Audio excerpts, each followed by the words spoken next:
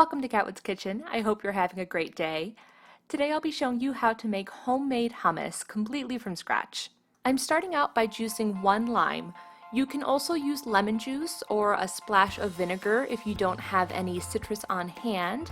I just wouldn't recommend using any juice that comes pre-bottled. That doesn't really have the acidic bite that you'll want for this dip. Next, we're adding about a tablespoon of tahini. Tahini is a toasted sesame seed paste, and while it's a pricier item at the store, you only need a small amount for this recipe, and it lasts 4 to 6 months in your pantry and closer to a year if you keep it in the fridge. Tahini is that ingredient that gives hummus its signature flavor. I'm now adding 1 clove of crushed garlic. This can be completely omitted if you don't like the taste of raw garlic. And now I drop the garlic press. Or you can also opt to roast your garlic or slightly saute it before you add it if you just want to get rid of that raw garlic taste before you add it. Next, we'll be adding some basic seasonings. In this case, I'm just using salt, pepper, and about a teaspoon of ground cumin. I've also added smoked paprika in the past, which is delicious.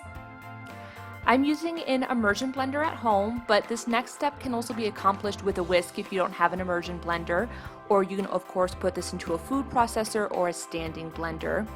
We just want to get our lime juice and tahini well mixed together, so go ahead and blend that until you don't see any separation between the 2 ingredients. So you'll see here that it's becoming a little bit lighter in color, a little bit creamier as we go ahead and whip that up.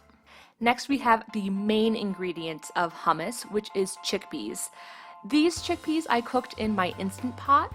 You just cover your dried beans with about 1 inch or so of water and cook them at high pressure for about 45 minutes. Let it natural release for 10 to 15 minutes before you remove them from the pot.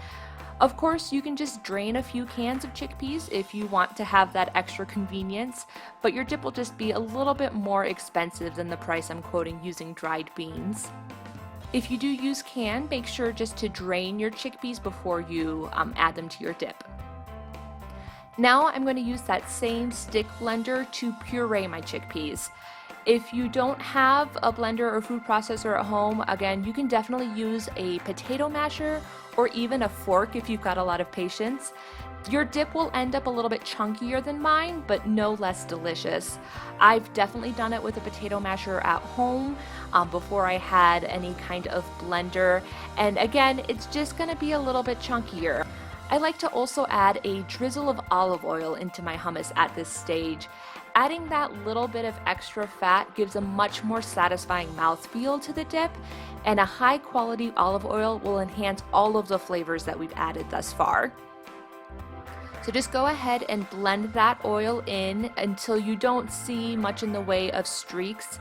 If you're serving this dip for a party, it can actually be really pretty to go ahead and just drizzle that olive oil on top, maybe add some toasted pine nuts on top, a little bit of paprika for color. That can all make it look really appetizing if you're serving it for a crowd.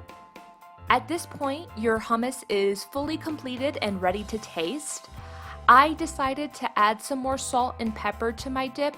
I think I underestimated quite the amount of beans that I was adding, and I don't add salt to my beans as I cook them from dry, so that way I can just season them in whatever application I'm using the dried beans for.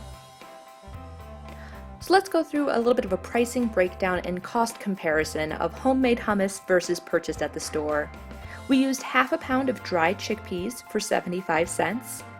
A lime that was 25 cents, a garlic clove for about 7 cents, a tablespoon of tahini, 22 cents, a teaspoon of cumin, about 12 cents, and let's put in an extra penny for salt and pepper. Those are pretty negligible in cost.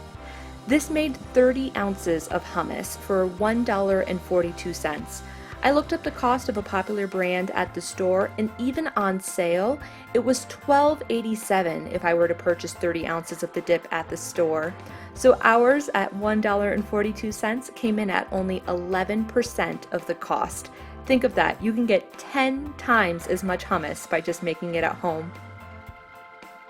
I hope you enjoyed this video, and please consider giving it a like and a comment down below if you have any questions. And if you'd like to see more videos like this one, click that subscribe button.